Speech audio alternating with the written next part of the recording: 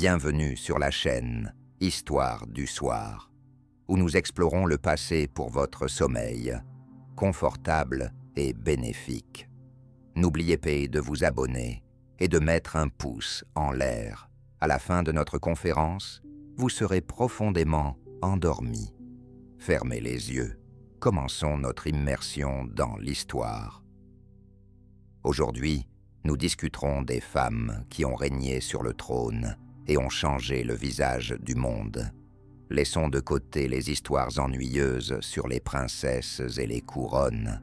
Au lieu de cela, nous plongerons dans la vie de stratèges, de visionnaires et de maîtres de la manipulation qui ont conquis le pouvoir par leurs propres moyens et sont restés à jamais dans l'histoire. De la discussion sur des figures célèbres comme Catherine la Grande et la reine Victoria, nous passerons à celles dont les réalisations sont moins connues, mais tout aussi impressionnantes. Vous vous attendrez à des découvertes inattendues qui changeront votre perception de l'histoire. Commençons notre récit avec Catherine II. Elle est née le 21 avril 1529 à Szczecin, dans une famille de princes allemands, sous le nom de Sophie Augusta Frédéric d'Anhalt-Zerbst. Catherine est arrivée en Russie en 1744, à l'âge de 15 ans, en tant que fiancée de l'héritier du trône, Pierre Fyodorovitch. Pierre s'est révélé être faible et infantile, préférant la Prusse à la Russie. Catherine a immédiatement compris que pour survivre à la cour russe, elle devait s'adapter. Elle a appris la langue, s'est convertie au christianisme orthodoxe et a pris le nom de Catherine Alexeyevna. En 1762, Catherine II a commencé sa stratégie principale. Pierre III est devenu empereur après la mort d'Elisabeth Petrovna le 25 décembre 1761, mais il n'a régné que 6 mois, de janvier à juin 1762. Pendant ce temps, il a réussi à se mettre à dos divers groupes, la garde, en annulant des règles strictes, la noblesse, en menaçant de leur retirer des terres, et l'Église par ses sympathies pour le protestantisme. Pendant que Pierre se passionnait pour les parades militaires, Catherine préparait un coup d'État. Réalisant que le pouvoir en Russie dépendait de la garde, elle a commencé à gagner leur confiance en communiquant avec les officiers et en promettant des changements. Le 28 juin 1762, le plan de Catherine a fonctionné. Elle est entrée dans la cathédrale de Kazan, à Saint-Pétersbourg, vêtue de l'uniforme du régiment de Préobrazhensky et avec un sabre à la taille. Les gardes des régiments de Préobrazhensky, Semyonovski et Ismaïlovski lui ont prêté allégeance en tant qu'impératrice. À ce moment-là, Pierre III se trouvait à Oranienbaum, à 40 km de la capitale, et n'avait aucune idée de ce qui se passait. Il a été arrêté le 29 juin, et le 6 juillet, il est mort dans des circonstances mystérieuses.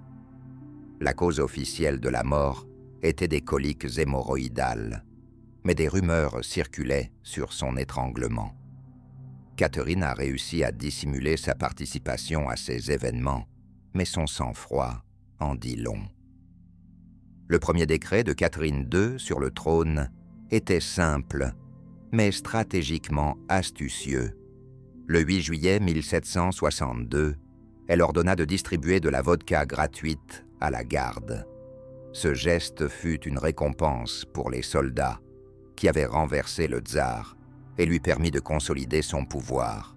Les gardes buvaient à la santé de la nouvelle impératrice, tandis que la noblesse et le peuple commençaient à la voir comme une leader forte. Ainsi commença son règne de 34 ans, qui se termina le 17 novembre 1796, le jour de sa mort. Catherine II a gouverné le pays avec calcul. En 1764, elle a sécularisé les terres ecclésiastiques, les transférant au trésor, ce qui a permis à l'État de disposer de millions de roubles pour l'armée et les réformes. En 1768, la première guerre russo-turque a commencé, se terminant en 1774 par le traité de Kainardji. En conséquence, la Russie a obtenu un accès à la mer Noire et à la Crimée, qui a été officiellement annexée en 1783.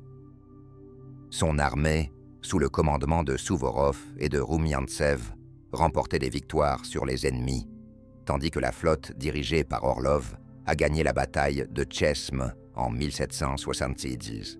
Cependant, Catherine ne se contentait pas de succès militaires. À partir de 1764, elle a activement construit son image en correspondance avec le philosophe français Voltaire. Cette opération secrète se faisait par l'intermédiaire de personnes de confiance, afin de démontrer à l'Europe son éclaircissement. Catherine partageait ses réformes et ses lois sur la grandeur de la Russie.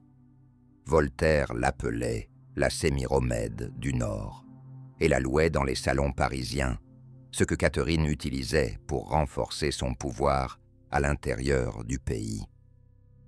En 1777, Catherine Zhou a convoqué une commission législative pour discuter de nouvelles lois.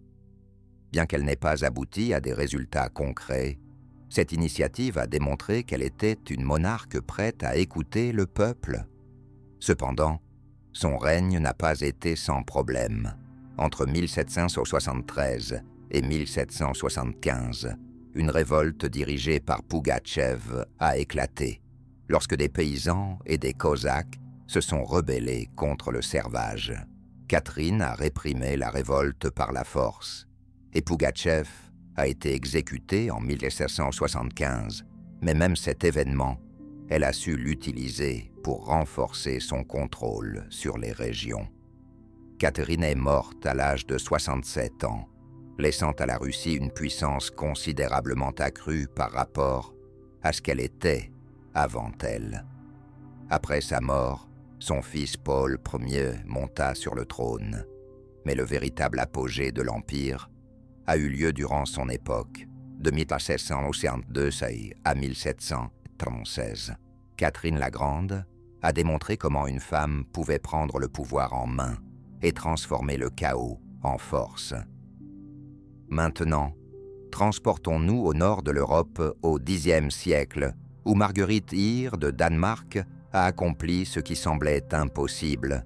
Elle a uni 3 royaumes, le Danemark, la Norvège et la Suède, dans l'union de Kalmar, sans être couronnée. Elle n'agissait pas seulement au nom des autres, mais a également créé un système dans lequel sa volonté était plus forte que n'importe quel titre officiel.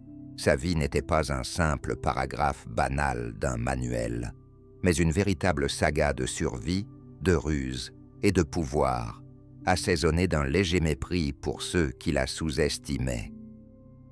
Marguerite est née en 1353, dans la famille du roi danois Valdemar IV. Sa mère, Helvig de Schleswig, était la fille d'un duc, et Marguerite a passé son enfance au château de Vordingborg, sur la côte de la mer Baltique, entourée de majestueuses tours et de tempêtes. Étant la plus jeune de 6 enfants, elle montrait déjà dès son jeune âge des capacités exceptionnelles. En 1363, à seulement 10 ans, elle affirme qu'elle a été mariée à Haakon VI, roi de Norvège et fils de Magnus Eriksson, qui régnait à la fois sur la Norvège et la Suède. Ce mariage est devenu un classique des unions dynastiques, et la jeune Marguerite s'est rendue à Oslo pour occuper le poste de reine consort. Haakon VI était un souverain faible, et son père avait déjà perdu la Suède à la suite d'une révolte de la noblesse en 1363. En observant ce désordre, Marguerite a réalisé « Pour obtenir le pouvoir, il est inacceptable de compter sur les hommes ». En 1371, elle a donné naissance à un fils, Olav, qui est devenu un atout important pour son avenir.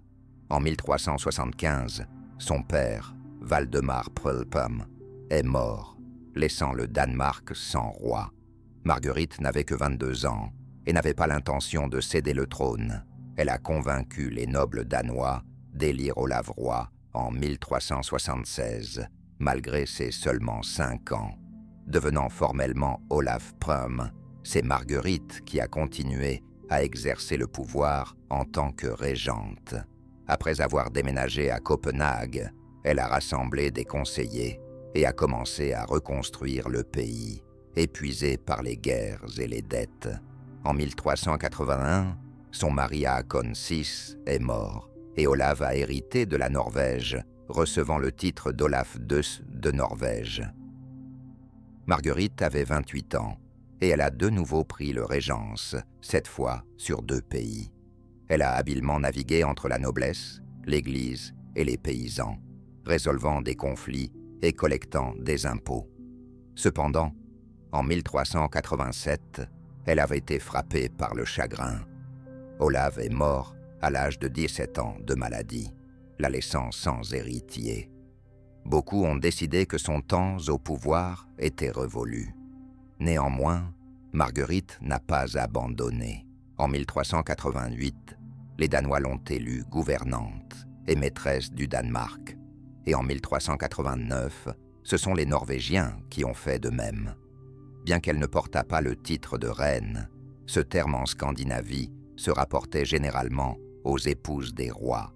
Son pouvoir restait absolu. Maintenant, parlons de la Suède.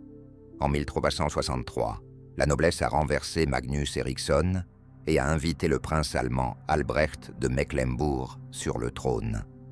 En 1389, les nobles suédois en avaient assez de son règne.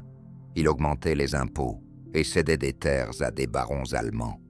Ils se sont tournés vers Marguerite pour obtenir de l'aide.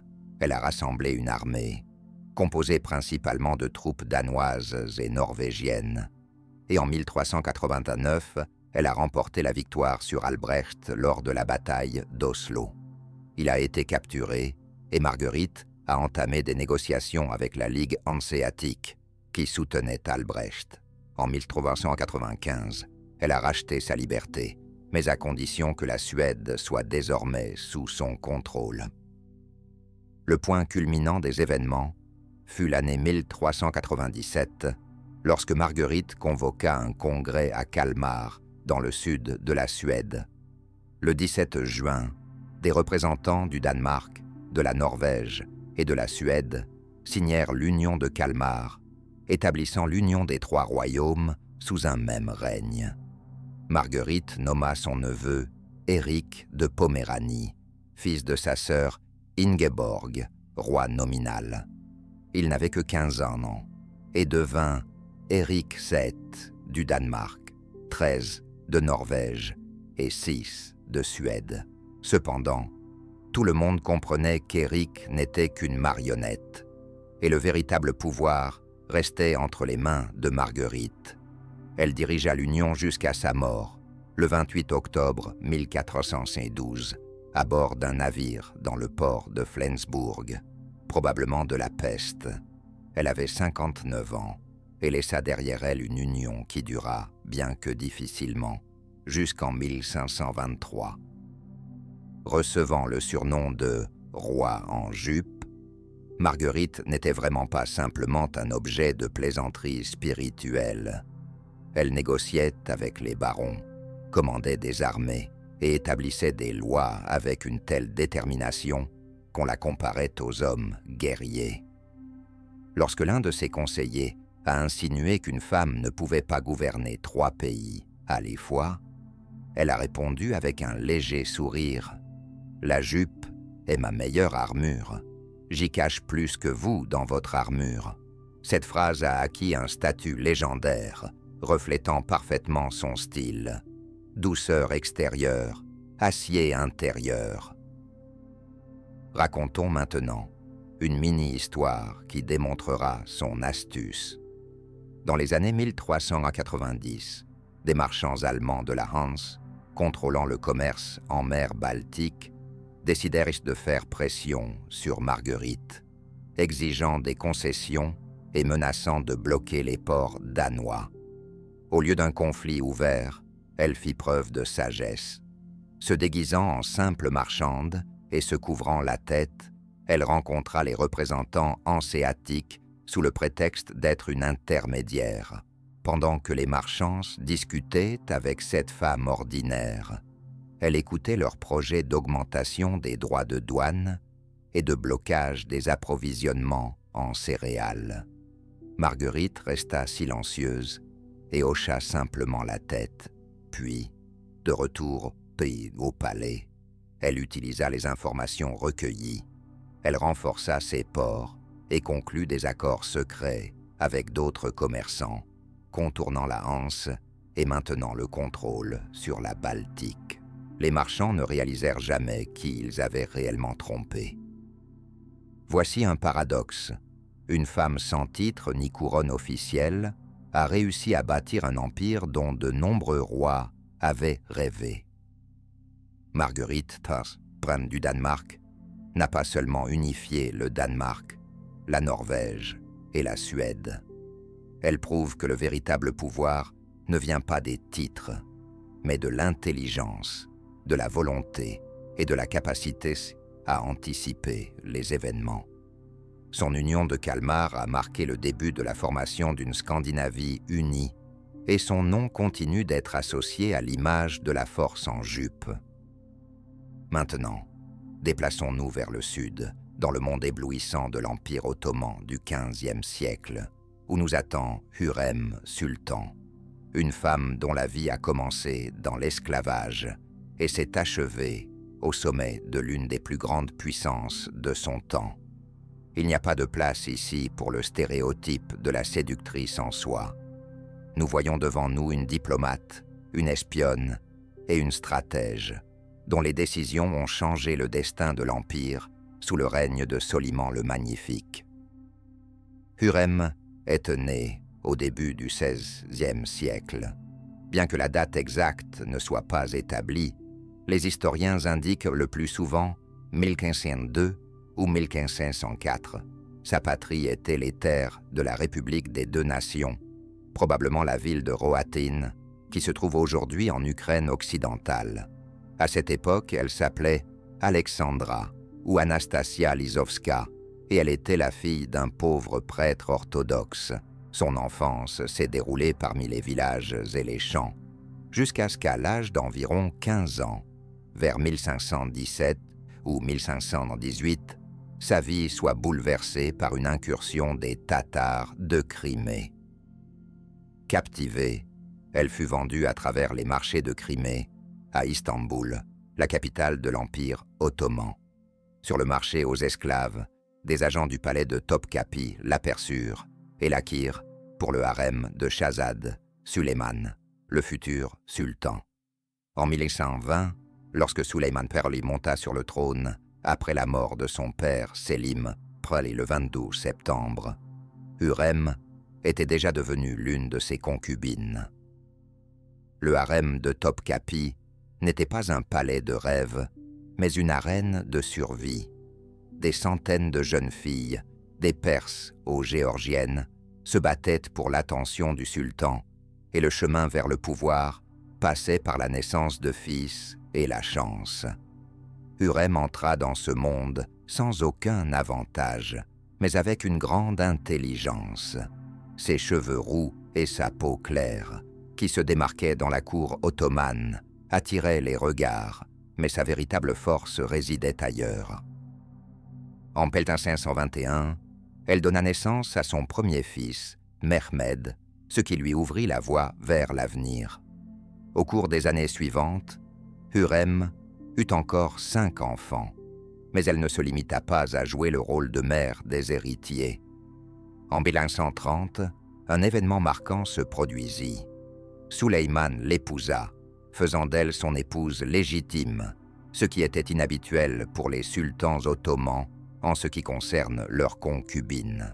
Elle était désormais appelée Hürrem Sultan, la sultane joyeuse, bien que derrière son visage souriant se cachât une détermination de fer. Comment Hürrem a-t-elle atteint le pouvoir effectif? Son principal outil fut la correspondance.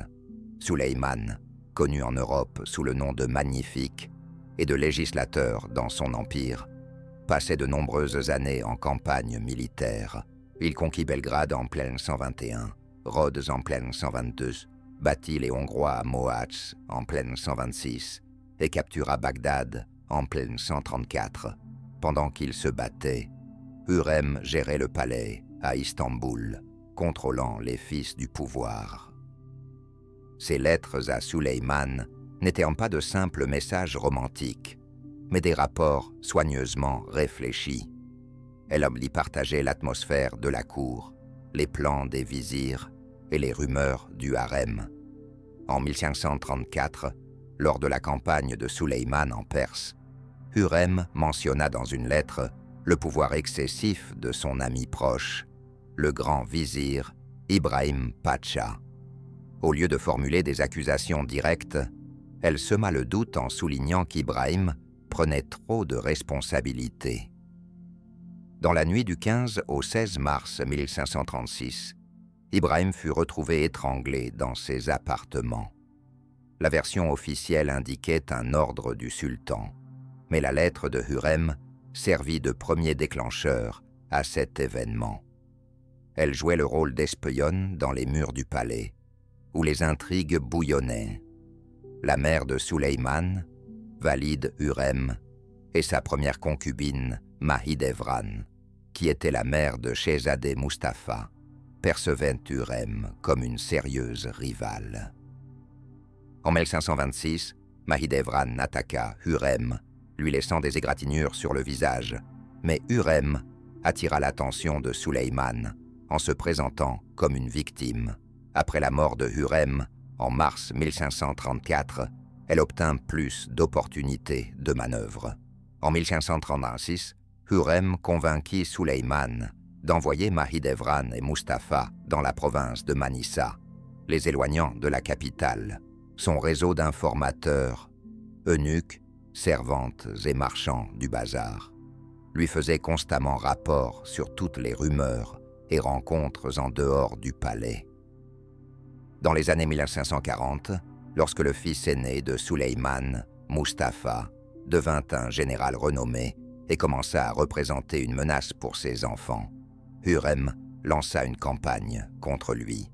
Grâce à des lettres, elle informa Süleyman d'un prétendu complot que Mustapha aurait planifié. En 1553, Süleyman convoqua Mustapha dans le camp à Ereğli et ordonna son exécution, le condamnant à mort par strangulation avec un cordon de soie. Hürrem n'était pas présente, mais son influence se faisait sentir dans cette tragédie. Hürrem décéda le 15 avril 1558 à Istanbul, probablement en raison d'une maladie prolongée, peut-être de la fièvre ou d'un cancer. Elle avait environ 55 ans. Süleyman l'a survécu de 8 ans et s'éteignit le 7 septembre 1566 lors d'une campagne en Hongrie. Leur fils Selim II monta sur le trône en 1566, mais son règne fut faible et lui valut le surnom de Selim le Ivrogne. Hürrem laissa non seulement des héritiers, mais aussi un héritage considérable. La mosquée Haseki, construite à sa demande personnelle entre 1538 et 1541 par l'architecte Sinan, fut le premier cas où une femme dans l'Empire ottoman commanda une telle structure. Sa philanthropie, incluant le financement d'hôpitaux, d'écoles et de fontaines, renforça sa réputation parmi le peuple. Hürrem Sultan ne représentait pas seulement une sultane vivante ou une beauté du harem. Elle était une stratège dont les lettres influençaient les décisions du sultan, une espionne avec un vaste réseau d'informateurs au palais et une diplomate dont les actions déterminaient des destins. Passant de l'esclavage, vendue sur le marché, elle devint une figure influente derrière le trône de Süleyman le Magnifique, prouvant que le pouvoir ne réside pas seulement dans la force des armes, mais aussi dans l'art de parler au bon moment. Passons à l'Espagne de la fin du XVe siècle, où Isabelle de Castille investit dans des projets risqués et mena des guerres, changeant le cours de l'histoire, tant de l'Espagne que du monde entier. Elle naquit le 22 avril 1451 dans la ville de Madrigal, de las Altas Torres, dans une famille composée du roi de Castille Jean II et de sa deuxième épouse, Isabelle du Portugal. Isabelle était le troisième enfant, après son frère, aîné Henrique, et sa sœur, décédée en bas âge. Son père, Jean II, s'avéra être un roi faible, consacrant plus de temps à la chasse et aux banquets qu'à la gouvernance. Sa mère souffrait de mélancolie. Après la mort de Jean II en 1454, Isabelle n'avait que 3 ans, et le trône fut occupé par son demi-frère, Henrique Poem, issu du premier mariage de son père. Avec sa mère et son frère cadet, Alfonso, né en 1453, Isabelle déménagea au château d'Oreval, cherchant refuge loin de la cour. C'est dans les murs de ce château qu'elle grandit, passionnée par les livres, étudiant le latin et écoutant des récits sur l'ancien éclat de la Castille. Cependant, l'enfance d'Isabelle fut loin d'être paisible. Henrique, surnommé l'impuissant en raison de sa faiblesse et des rumeurs sur son infertilité, gérait mal le pays. L'aristocratie luttait pour le pouvoir et l'État était au bord de l'effondrement. En 1462, à l'âge de 11 ans, Isabelle fut invitée à la cour de Ségovie, car Henrique cherchait à la garder sous contrôle. Dans ce contexte, elle fut témoin de la manière dont le roi distribuait des terres à ses favoris. Pendant ce temps, son épouse, Jeanne du Portugal, donna naissance à une fille nommée Jeanne, dont la paternité suscita des controverses. Certains la considéraient comme la fille de Beltrane, l'amant de la reine. En 1465, une partie de l'aristocratie se révolta, renversant formellement Henrique et proclamant le jeune Alfonso, âgé de 12 ans, nouveau roi. Isabelle resta en dehors des événements. Cependant, en 1468, Alfonso mourut mystérieusement. Des rumeurs de peste ou d'empoisonnement circulaient. À l'âge de 17 ans, Isabelle se retrouva la suivante dans l'ordre de succession au trône. L'aristocratie lui proposa la couronne, mais elle refusa, consciente qu'une guerre ouverte avec Henrique ne ferait qu'affaiblir sa position. Au lieu de cela, en 1469, elle accepta un accord avec Henrique à Gessende. Il la reconnut comme héritière et lui accorda le droit de choisir son époux. Bien qu'Henrique comptait sur le mariage d'Isabelle avec le roi du Portugal ou un prince français, elle avait déjà ses propres projets.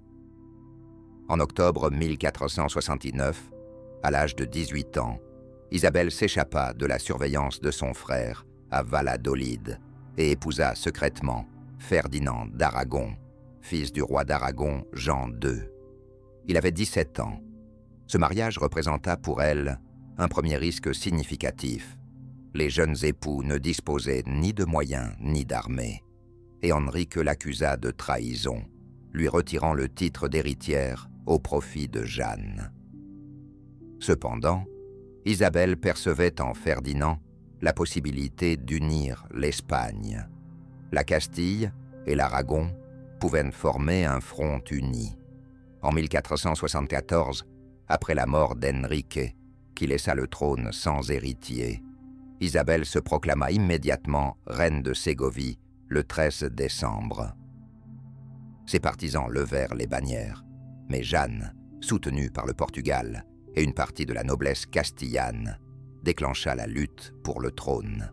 Cette guerre civile dura 5 ans, de 1474 à 1479. En 1476, Isabelle et Ferdinand remportèrent la victoire lors de la bataille de Pritor. En 1479, le Portugal capitula en signant un traité de paix à Alcazovas et Isabelle devint pleinement reine de Castille. La même année, Ferdinand hérita de la couronne d'Aragon après la mort de son père. Leur union posa les bases d'une Espagne unifiée. Le règne d'Isabelle se caractérisa par des décisions inhabituelles, l'une d'elles étant le pari sur Christophe Colomb. En 1486, ce Génois proposa un plan audacieux, traverser l'océan vers l'ouest dans le but d'atteindre l'Inde.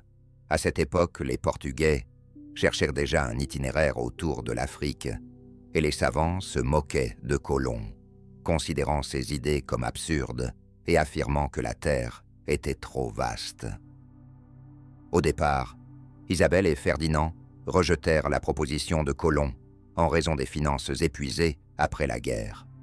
Cependant, en 1491, il revint et après de longues discussions avec ses conseillers, Isabelle décida de prendre le risque. Le 17 avril 1492, elle signa un contrat à Santa Fe, lui accordant 3 navires, la Santa Maria, le Pinta et le Niña, ainsi qu'un financement limité. C'était une décision risquée. En cas d'échec de Colomb, elle perdrait des ressources et sa réputation en Europe. Mais si son projet s'avérait juste, l'Espagne pourrait devancer le Portugal. Le 3 août 1492, il quitta Palos de la Frontera et revint le 12 octobre, affirmant avoir découvert l'Inde, qui s'avérait en réalité être l'Amérique. Isabelle commença rapidement une campagne de relations publiques actives, se déclarant protectrice des nouveaux territoires, tandis que l'or des Caraïbes commençait à affluer dans les caisses de l'État. En 1493, Isabelle envoya une deuxième expédition, renforçant ainsi le statut de l'Espagne en tant que puissance maritime. L'un des objectifs était d'achever la reconquête.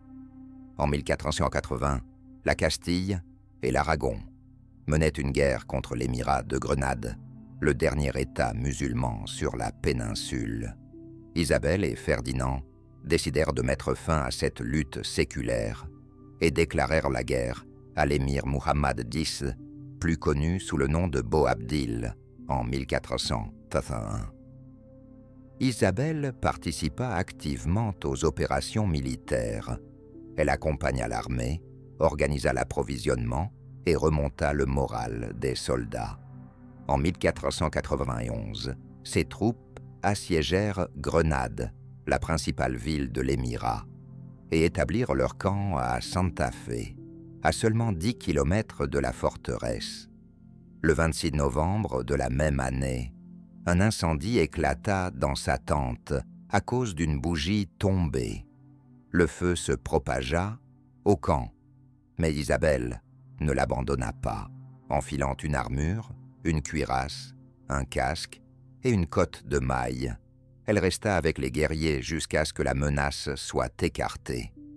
Son courage devint légendaire et les soldats commencèrent à l'appeler la Reine de Fer. Le 2 janvier 1492, Boabdil capitula et remit les clés de Grenade. Isabelle et Ferdinand firent une entrée solennelle dans l'Alhambra sur des chevaux blancs, ce qui se transforma en une campagne de relations publiques réussie. L'Espagne unifiée devint le fer de lance de son règne et les bannières avec la croix symbolisaient une nouvelle époque. Elle participa activement à la vie de l'armée, ne se contentant pas d'être reine derrière les murs du château, mais inspectant les entrepôts et contrôlant les positions de l'artillerie. Dans les années 1480, Isabelle donna naissance à 5 de ses 10 enfants pendant les campagnes militaires. Sa fille, Isabelle, en 1471, son fils, Juan, en 1478, sa fille, Juana, en 1469, sa fille, Maria, en 1482, et Catherine, en 1485. 5 d'entre eux moururent en bas âge, mais ceux qui survécurent devinrent des atouts politiques importants pour elle. Sa résilience sous Grenade, en 1491, lorsqu'elle resta dans le camp en flammes, fut la preuve de sa détermination à ne pas se contenter de régner depuis un trône. Les soldats lui témoignaient un grand respect, et la noblesse l'admirait pour son courage. C'était sa manière d'être présente, là où se prenaient les décisions clés. Après la chute de Grenade, en 1492, l'Inquisition fut établie. Le 31 mars, un décret d'expulsion des Juifs et des musulmans ayant refusé le baptême fut émis. Isabelle soutint cette mesure dans l'intérêt de l'unité, bien qu'elle éprouvât des doutes intérieurs. Un jour d'août 1492, elle fit appeler à l'Alhambra un vieux médecin juif, accusé d'hérésie, et exigea qu'il se présente la nuit sous prétexte de vérifier sa foi. Dans une confortable pièce secrète ornée de tapisseries et de bougies, Isabelle interrogea le médecin sur ses remèdes, sa famille et les raisons de son refus de se faire baptiser. Il partagea des histoires sur ses patients et les enfants qui se retrouvaient sans abri. Écoutant ces récits, Isabelle gardait un visage impassible, mais à la fin de la rencontre, elle lui donna une bourse remplie d'or et lui dit doucement « Fuis en Portugal avant que je ne change d'avis ». Il s'éclipsa discrètement et elle n'en parla à personne. Cet épisode n'arrêta pas l'Inquisition, mais il démontra qu'au-delà de sa cruauté apparente, se cachait une humanité qu'elle réprimait au nom de la couronne. Isabelle décéda le 26 novembre 1454 à Medina del Campo, probablement d'une maladie liée à un cancer de l'utérus. Elle avait 53 ans au moment de sa mort. Son règne, de 1474 à 1504, fut marqué par l'unification de l'Espagne et de ses colonies outre-mer, ainsi que par le renforcement de son influence en Europe. Le trône fut hérité par sa fille Juana, mais c'est Ferdinand qui exerça le pouvoir effectif en raison de l'état mental de Juana. Isabelle n'était pas simplement une fanatique en manteau, mais une investisseuse remarquable, ayant pris le risque de soutenir Colomb, une stratège ayant achevé la Reconquista et une maîtresse des relations publiques, devenue légende grâce à son courage sous Grenade. Elle ne se laissait pas guider par des dogmes, mais agissait avec discernement, prouvant que le trône n'était pas simplement un don, mais un choix réfléchi, capable d'apporter le succès. Transportons-nous en Grande-Bretagne au Xe siècle, où Victoria régna pendant 63 ans, faisant de la monarchie le symbole d'une époque entière. Elle n'accomplit pas d'actes héroïques et ne dépensa pas le trésor public pour des aventuriers, mais contrôla l'Empire avec assurance, tandis que d'autres étaient pris de panique. Son histoire n'est pas celle d'un exploit, mais de la manière de devenir une légende, presque sans quitter son fauteuil. Victoria naquit le 24 mai 1819 au palais de Kensington, sous le ciel gris de Londres. Sa mère, Victoria de Saxe-Cobourg, était une princesse allemande d'un petit duché et veuve avec 2 enfants d'un précédent mariage lorsqu'elle épousa le duc de Kent, Édouard, le 4e fils du roi George II. Édouard souhaitait avoir un héritier pour renforcer la dynastie des Hanovers, car ses frères aînés ne pouvaient pas assurer de descendance, ou leurs descendants étaient illégitimes. Cependant, il décéda d'une pneumonie, alors que Victoria n'avait que 8 mois, laissant la famille avec des dettes et peu de perspectives. Sa mère décida d'élever sa fille en une princesse idéale et prit le processus sous son contrôle total. Avec Sir John Conroy, son conseiller strict, elle mit en place un système de gestion au palais de Kensington basé sur une discipline rigoureuse. Le programme ne laissait pas de place pour des amis ou des bals, seulement des études et de l'ordre. Victoria dormait dans le cabinet de sa mère. Les repas étaient organisés selon un emploi du temps, et ses promenades étaient supervisées par la gouvernante Louise Lyssen, une Allemande au cœur tendre et au caractère déterminé. La petite fille étudiait les langues, l'histoire, les mathématiques et la musique, tout ce qu'il fallait pour élever une dame réfléchie. Sa mère et Conroy s'efforcèrent de protéger Victoria de la cour, où son grand-père, George IV, et William Upperpo menaient une vie dissolue et ne laissaient pas d'enfants légitimes. Victoria grandit dans l'ombre, entourée de livres et de règles strictes, jusqu'à ce que le destin lui offre la couronne. À cette époque, la Grande-Bretagne était à un carrefour. Napoléon avait été vaincu, mais le pays se remettait encore de ses blessures. La révolution industrielle prenait de l'ampleur. Les usines dégagèrent de la fumée, les machines à vapeur résonnaient, et les villes croissaient inexorablement. Cependant, avec le progrès venait la pauvreté, la saleté et le mécontentement. Les ouvriers vivaient dans des conditions de misère, tandis que la noblesse profitait du luxe. La monarchie était au bord de la crise. George Ier souffrait de démence. George IV était célèbre pour ses scandales. Et William IV était un vieux marin sans héritier. Après la mort de William, Victoria, qui venait tout juste de fêter son 18e anniversaire, monta sur le trône le 22 juin 1837. Elle déménagea immédiatement au palais de Buckingham, se libérant du contrôle maternel.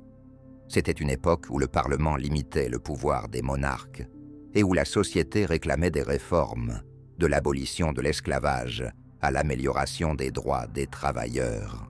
Le pays traversait des changements significatifs et Victoria se retrouva au cœur de ces événements.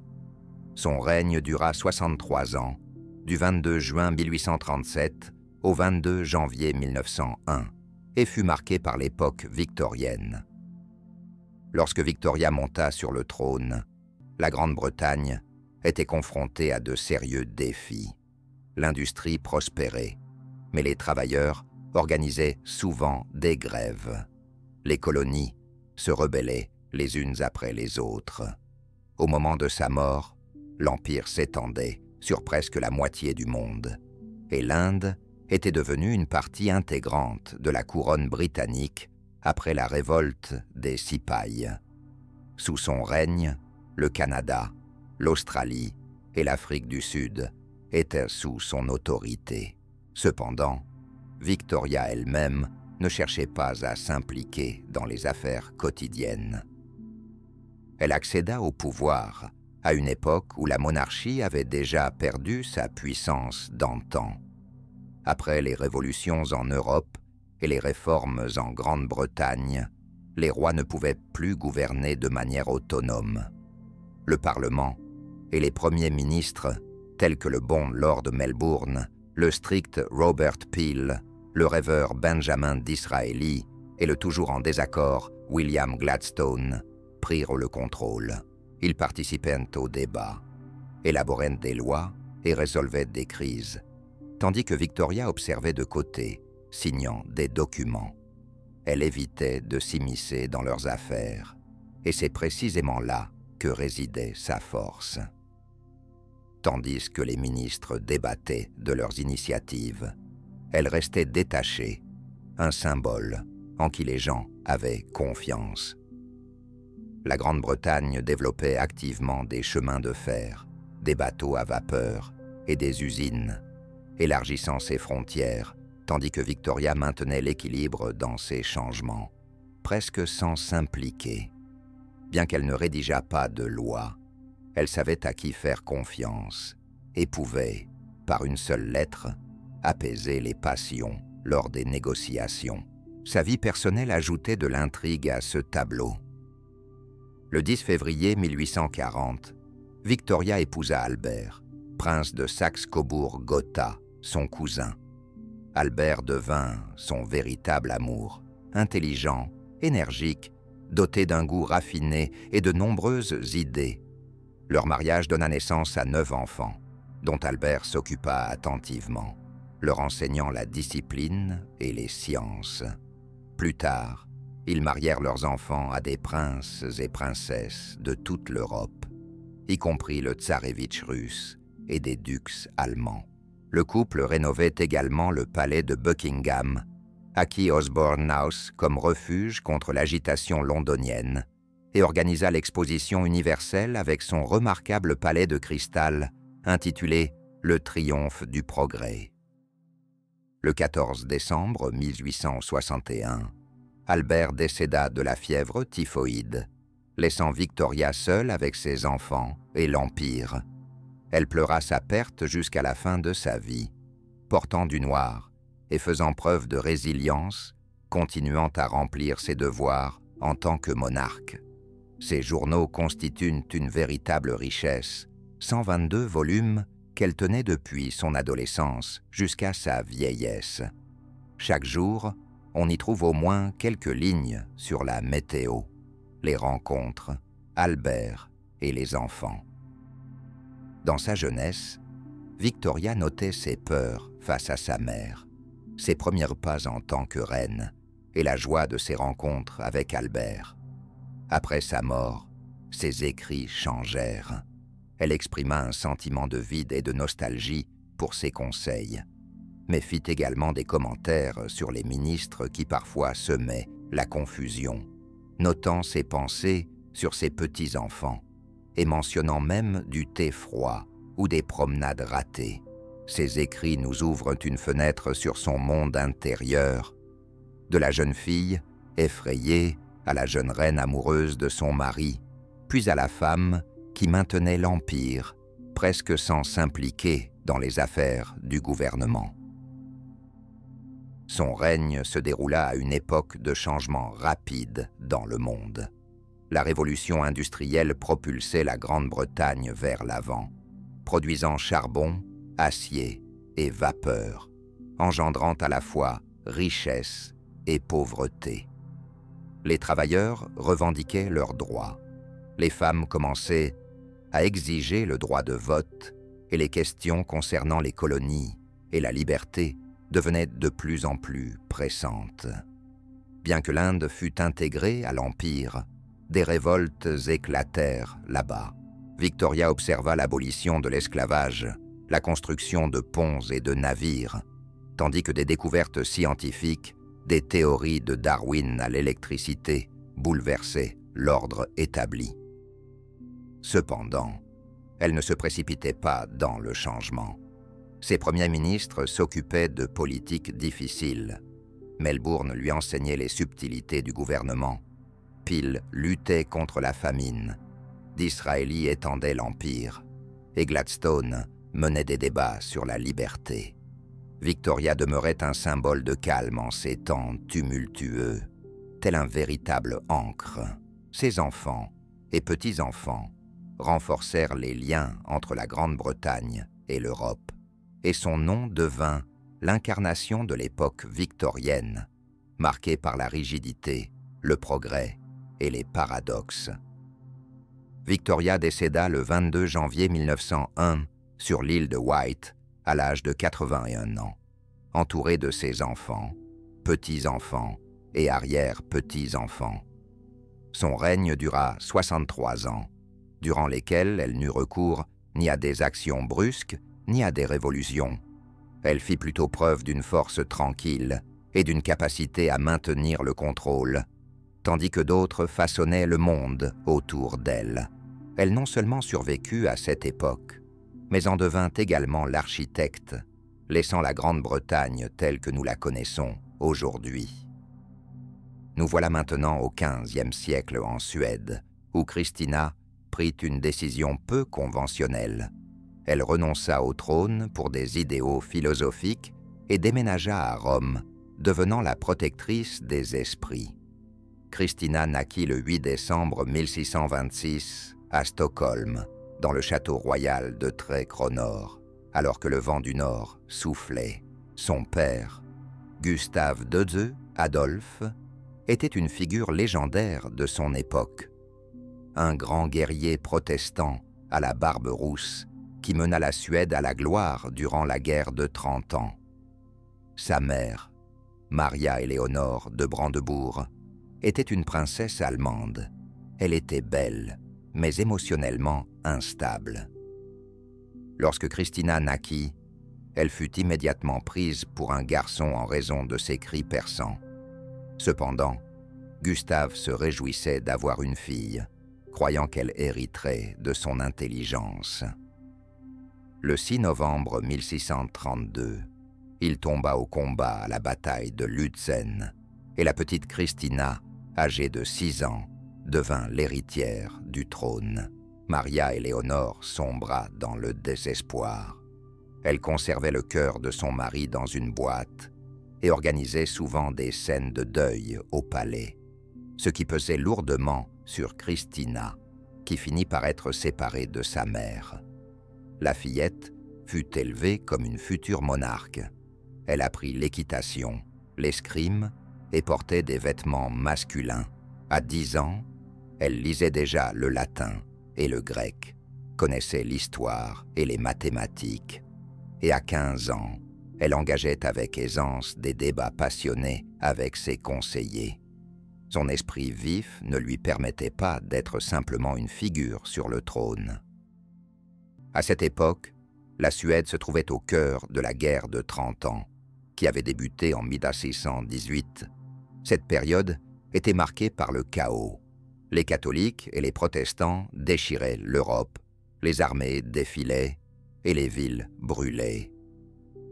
Gustave II, Adolphe, avait fait de la Suède une puissance influente. Mais après sa mort, le pays fut dirigé par des régents jusqu'à la majorité de Christina. Elle fut solennellement couronnée en 1644 à l'âge de 18 ans. Dans les premières années de son règne, Christina s'impliqua activement dans les affaires de l'État. Elle signait des décrets, participait aux négociations et contribua à mettre fin à la guerre par le traité de Westphalie en 1648, qui modifia la carte politique de l'Europe et entraîna l'acquisition de nouveaux territoires pour la Suède. Cependant, ses aspirations prenaient une direction différente. Christina fit de Stockholm le centre de la vie intellectuelle, invitant des savants et des philosophes et organisant des débats au palais. Elle se passionna pour les livres, rassemblant une immense bibliothèque contenant des milliers de volumes, des textes antiques aux traités rares qu'elle acquérait à travers toute l'Europe. Christina préférait passer ses nuits à lire plutôt qu'à dormir et portait des habits masculins au lieu de robes, ignorant le mécontentement des courtisans qui attendaient d'elle un comportement royal traditionnel.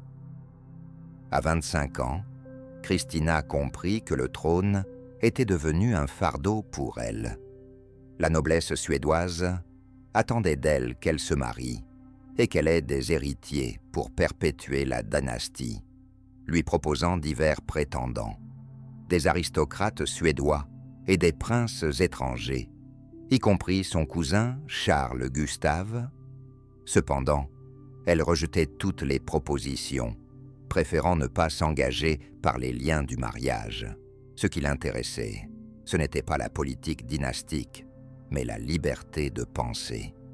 Le 6 juin 1654, elle convoqua le Parlement suédois et annonça son abdication du trône. La couronne passa à Charles Gustave, que Christina considérait comme un dirigeant capable. Elle quitta le trône, rassembla ses affaires et quitta la Suède, ce qui provoqua un choc général. La reine avait renoncé au pouvoir pour ses idéaux, et les courtisans étaient perplexes. Le peuple murmurait, tandis que toute l'Europe admirait cet acte. Cependant, Christina poursuivait résolument sa décision, se dirigeant vers Rome, la ville de l'art et de la liberté. En route, en 1655, Christina se convertit au catholicisme à Innsbruck, ce qui choqua la Suède protestante. Cet événement fut accueilli avec une grande attention. Le pape Alexandre VI lui organisa une réception solennelle, après quoi elle s'installa au palais Farnèse, qui devint le centre de la vie intellectuelle. Autour d'elle se rassemblaient artistes, poètes et philosophes. Christina dépensait généreusement des fonds pour des tableaux, de la musique et des livres, soutenant les théâtres et les académies. Sa bibliothèque s'élargit considérablement au fil du temps, incluant des milliers de volumes allant des œuvres antiques aux travaux contemporains, faisant d'elle l'une des collections les plus remarquables d'Europe. Déjà en Suède, Christina avait invité le grand philosophe René Descartes à lui donner des cours. Il arriva à Stockholm en 1649, mais Christina insista pour que les leçons aient lieu tôt le matin dans le palais froid. Descartes, peu habitué au froid suédois, tomba malade et décéda de pneumonie le 11 février 1650, ce qui bouleversa profondément Christina, mais n'éteignit pas sa soif de connaissance. Elle continua d'attirer les meilleurs esprits de son temps. Christina mourut le 19 avril 1689 à Rome à l'âge de 62 ans et fut enterrée dans la basilique Saint-Pierre, un honneur rare pour une femme. Bien qu'elle n'ait laissé aucun héritage sous la forme d'un empire ou d'une dynastie, sa contribution aux idées demeura inestimable. Sa défaite et son abdication du trône devinrent un triomphe de la raison. Pendant que Charles Gustave menait des guerres et renforçait la Suède, Christina concentrait ses efforts sur la création d'un espace intellectuel soutenant l'art, rassemblant des livres et inspirant les savants. Sa bibliothèque s'élargissait et s'enrichissait de collections, et le nom de Christina devenait un symbole de liberté face au pouvoir. Maintenant, transportons-nous en Autriche au XVe siècle, où Marie-Thérèse tenait fermement la couronne, donnant naissance à de nombreux enfants et réorganisant l'Empire, tandis que l'Europe tentait de la réprimer. Son histoire n'est pas seulement celle du pouvoir, mais aussi de la manière de survivre face à toutes les difficultés, tout en conservant un sourire léger. Marie-Thérèse naquit le 13 mai 1717 à Vienne, dans le somptueux palais de Hofburg, où les murs regorgent d'élégance et d'intrigue. Son père, l'empereur Charles VI, était le dernier des Habsbourg en ligne masculine, tandis que sa mère, Élisabeth Christine de Brunswick, alliait un caractère calme à une grande résilience. Attendant un fils après 3 filles, Charles comprit rapidement que Marie-Thérèse pouvait être considérée comme une héritière digne. En 1719, il promulgua la sanction pragmatique, un décret permettant à Marie-Thérèse d'hériter du trône indépendamment de son sexe. L'Europe approuva la décision et signa les documents, mais dans les coulisses, des intrigues étaient soigneusement planifiées. Marie-Thérèse passa sa jeunesse entourée de luxe, apprenant le latin, la musique, la danse et un peu de politique. Cependant, elle n'était pas préparée à la guerre, son père estimant que les signatures des voisins suffiraient. Mais à 23 ans, lorsque Charles VI décéda le 29 octobre 1740, elle comprit que les signatures n'étaient qu'une formalité et que le trône devait être défendu avec une détermination totale. L'Autriche était un patchwork de territoires, s'étendant de la Hongrie à l'Italie et de la Bohême aux Pays-Bas. C'était l'empire des Habsbourg, riche mais marqué par des faiblesses éternelles. Charles avait laissé la trésorerie de l'État vide, l'armée en déclin, et l'Europe se préparait à un conflit. Dès que Marie-Thérèse monta sur le trône, la guerre de succession autrichienne éclata. La Prusse, dirigée par Frédéric II, la France, la Bavière et la Saxe s'unirent contre elle, pensant que la jeune souveraine ne pourrait pas maintenir sa position. Frédéric s'empara audacieusement de la Silésie, une province riche en charbon et en fer, ce qui marqua le début des affrontements militaires.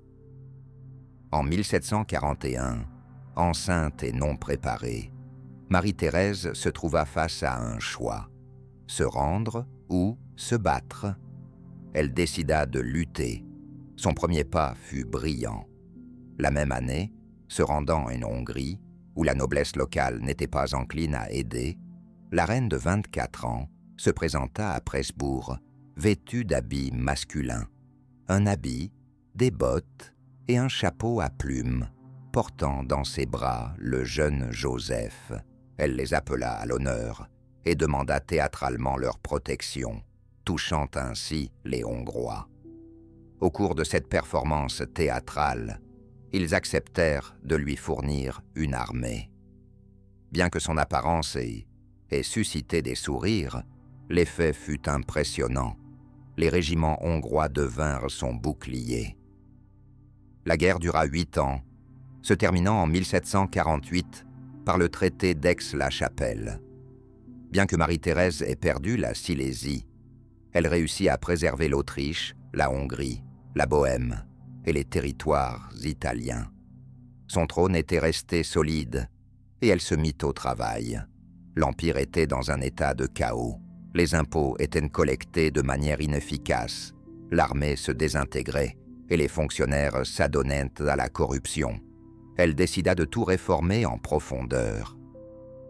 Avec une légère ironie, on peut dire que pendant que d'autres rois se battaient pour la gloire, Marie-Thérèse luttait contre la bureaucratie. Elle établit un système administratif efficace, introduisit des impôts uniformes et créa des institutions centrales, remplaçant les pots de vin par des salaires pour les fonctionnaires. Son chancelier, Wenzel Anton Kaunitz, devint un maillon clé des réformes, tandis qu'elle en était l'âme.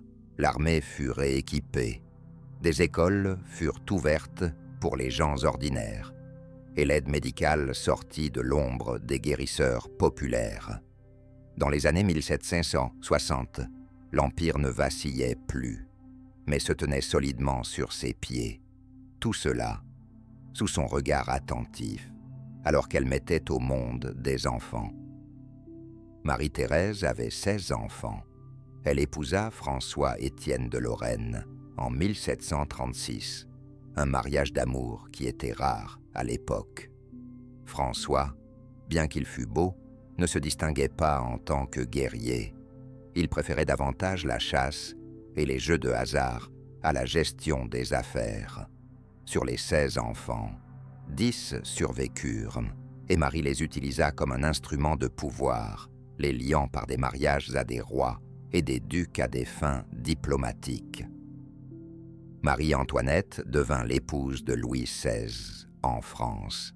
Joseph monta sur le trône impérial, tandis que Léopold devint grand-duc de Toscane. La politique familiale en Europe devint sa priorité, bien que toutes les alliances ne furent pas couronnées de succès, comme le montra le destin tragique d'Antoinette.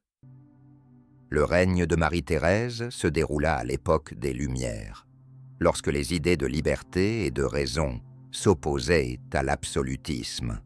La Prusse, sous la direction de Frédéric II, se développait activement, ayant conquis la Silésie et défiant les Habsbourg. En France, sous Louis XVI, des intrigues se tramaient, tandis que la Russie, sous le contrôle de Pierre II puis de Catherine II, cherchait à s'étendre vers le sud et l'ouest. La guerre de 7 ans, de 1756 à 1763, constitua un autre sérieux défi, où la Prusse et la Grande-Bretagne s'opposèrent à l'Autriche, à la France et à la Russie. Marie-Thérèse et Kaunitz tentèrent de rétablir le contrôle sur la Silésie, mais leurs efforts ne furent pas couronnés de succès. Frédéric s'avéra trop habile. Cependant, ces réformes renforcèrent l'Empire, et dans les années 1770, l'Autriche ne se contentait plus de survivre, mais donnait également une direction à son développement. Elle décéda le 29 novembre 1780 au château de Hofburg à l'âge de 63 ans, transmettant le trône à son fils, Joseph II. Son règne dura 40 ans, de 1740 à 1780, et transforma l'Empire en un mécanisme bien rodé. Transportons-nous en Prusse au début du XIXe siècle, où Louise de Prusse, reine au cœur passionné et à la détermination inébranlable, inspira son peuple à lutter contre Napoléon et devint le symbole de la nation. Dans les moments les plus difficiles, Louise Augusta Wilhelmine Amalie naquit le 10 mars 1776 à Hanovre, dans la famille du duc Charles de Mecklembourg-Strelitz et de son épouse, Frédéric de Hesse-Darmstadt. Son père servait dans l'armée hanovrienne sous la bannière britannique, mais occupait une position peu privilégiée. La mère de Frédéric était la fille du landgrave de Hesse-Darmstadt, mais elle avait une santé fragile et décéda le 22 mai 1782, laissant Louise, âgée de 6 ans, et sa sœur cadette, Frédéric, orpheline. Après sa mort, les filles furent placées sous la garde de leur grand-mère, Marie-Louise Albertine de Leiningen, connue pour sa rigueur et ses profondes convictions religieuses. L'enfance de Louise se déroula à Darmstadt, dans un cadre modeste, à la cour ducale, où il n'y avait pas de célébrations somptueuses, seulement des leçons, des prières et des études sur le devoir.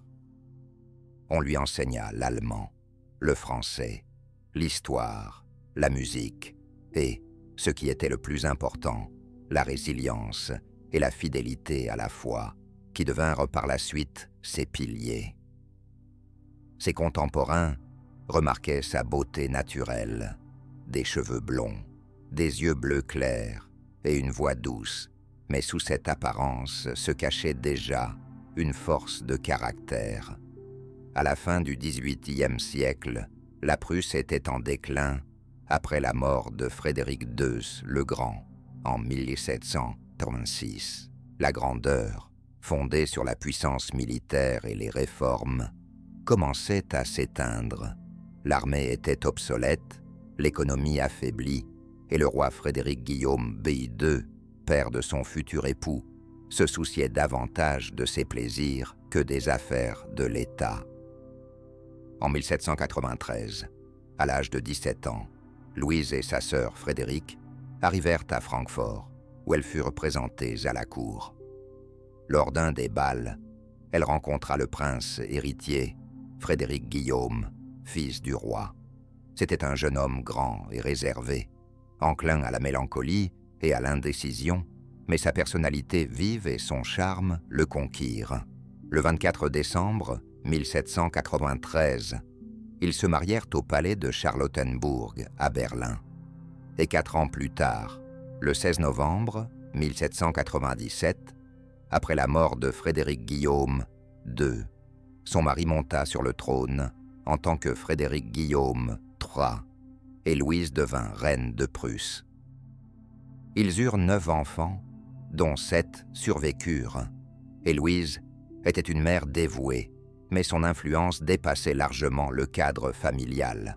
À cette époque, l'Europe traversait les guerres napoléoniennes. La Révolution française de 1789 avait détruit l'ancien ordre, et Napoléon, arrivé au pouvoir en 1799, avait créé un empire à partir du chaos.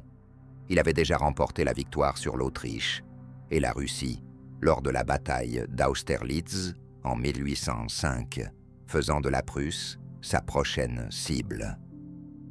Le 14 octobre 1806, l'armée de Napoléon écrasa les troupes prussiennes lors des batailles de Prenzlau et d'Auerstedt, ce qui constitua une défaite catastrophique pour la Prusse. En une seule journée, elle perdit presque toute son armée. La capitale, Berlin, tomba le 27 octobre, et le roi avec Louise furent contraints de fuir vers l'est, d'abord à Königsberg, puis à Memel, à l'extrémité du royaume. Napoléon entra à Berlin, imposa une lourde contribution de 100 millions de francs, réduisit l'armée prussienne à 42 000 hommes et confisqua la moitié des territoires, y compris les terres, à l'ouest de l'Elbe.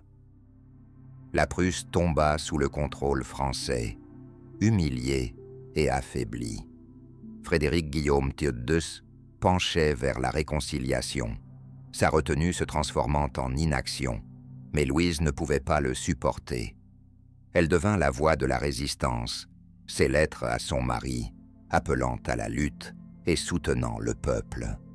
Louise parcourut les villes dévastées, rencontrant des soldats et réconfortant leurs familles, sa présence inspirant les Prussiens.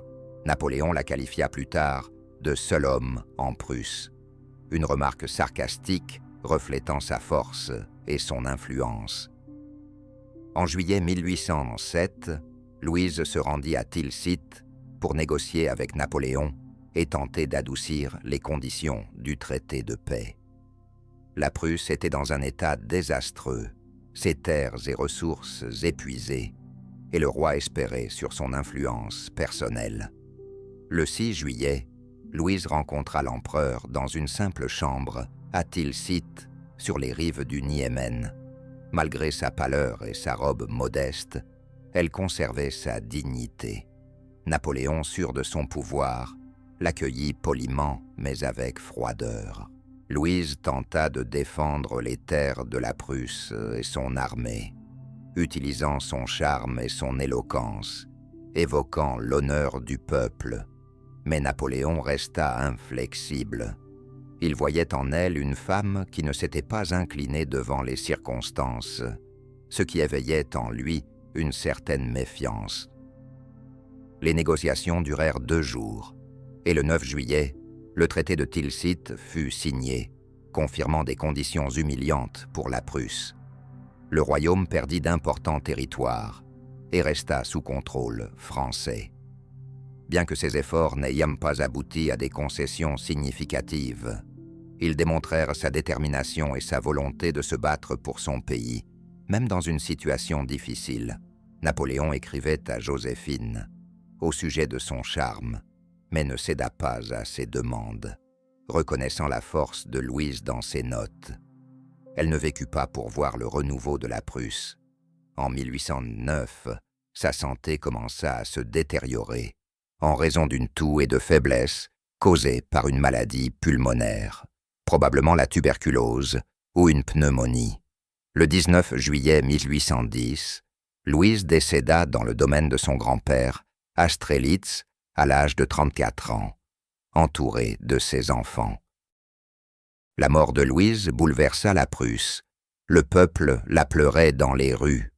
Les soldats juraient de poursuivre son œuvre, et le roi, habituellement réservé, était profondément affligé.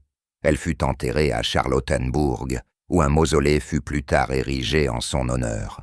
En 1813, la Prusse se leva contre Napoléon, rejoignant la 6e coalition, inspirée par les réformes de Stein et de Hardenberg, initiées après sa mort. L'image de Louise, en tant que reine, qui ne s'était pas soumise à l'ennemi, devint le symbole même de cette résistance et éleva le moral de la nation. Après la chute de Napoléon en 1815, la Prusse entama un processus de reconstruction, acquérant de nouvelles terres à l'issue du congrès de Vienne.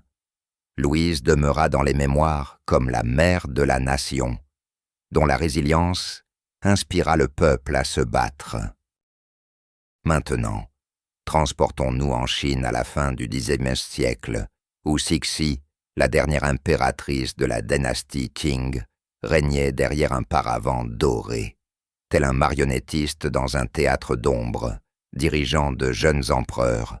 Née Yehenara, elle vit le jour le 29 novembre 1835 à Pékin, dans une famille de petits fonctionnaires mandchous du clan Nala. Ses ancêtres étaient des Mandchous, un peuple nomade qui conquit la Chine en 1644 et fonda la dynastie Qing, devenant une minorité dirigeante parmi la population Han. L'enfance de Cixi se déroula dans ce contexte de tension.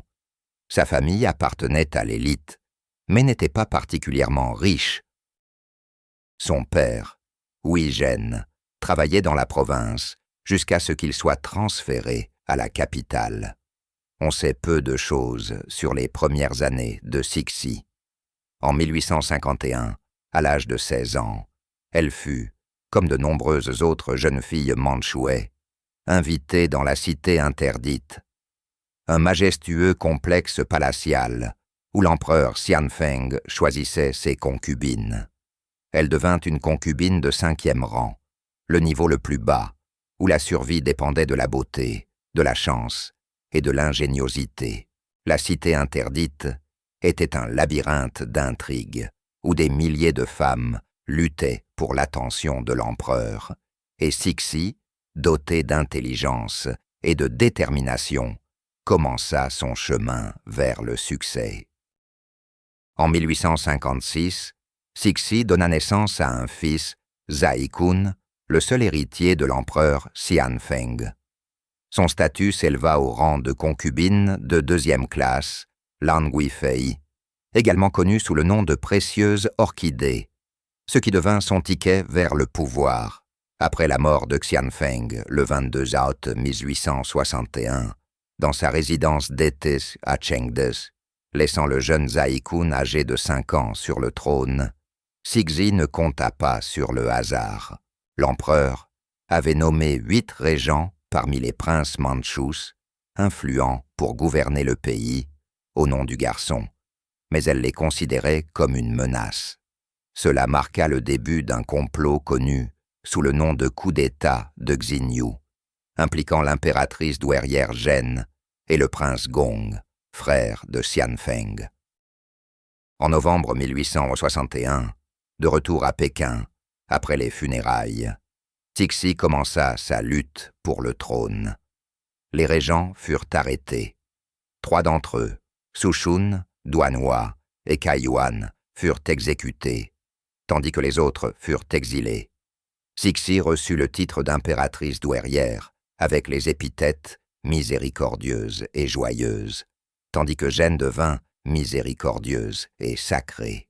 Elle gouvernait désormais derrière le paravent, littéralement à travers un rideau de soie jaune, dictant des décrets à son fils, l'empereur Tongji, pendant qu'il était sur le trône. Son règne ressemblait à un théâtre de marionnettes où les jeunes empereurs jouaient leur rôle, tandis qu'elle contrôlait tout en coulisses. Tongji grandit faible et capricieux, tandis que Cixi et Zhen gouvernaient le pays depuis le palais. Lorsque Tongji décéda le 12 janvier 1875, à l'âge de 19 ans, officiellement de la variole, bien que des rumeurs circulaient sur la syphilis ou une vie dissolue, Cixi ne perdit pas son sang-froid. Elle enfreignit les traditions d'héritage et choisit son neveu de 4 ans, Zai Tian, fils de sa sœur et du prince Shun, qu'elle éleva sur le trône en tant qu'empereur Guangxu le 25 février 1875. À ce moment-là, Zhen était décédée et Cixi restait la seule impératrice douairière, continuant à régner derrière le paravent. Son pouvoir s'était renforcé, mais la situation politique devenait de plus en plus complexe. La Chine, de la fin du XIXe siècle, était sous la pression des puissances occidentales et des troubles internes, ce qui mettait l'Empire au bord de l'effondrement. Les guerres de l'opium, la première de 1839 à 1842 et la seconde de 1856 à 1860, laissèrent le pays humilié. La Grande-Bretagne, la France et d'autres puissances imposèrent des traités inégaux, ouvrant des ports au commerce, ce qui entraîna la cession de Hong Kong aux Britanniques. En 1860, des troupes occidentales incendièrent l'ancien palais d'été à Pékin, ne laissant que des ruines fumantes comme avertissement. Cixi percevait ces actions comme une menace pour le trône et le régime mandchou. Sa politique était imprégnée de conservatisme.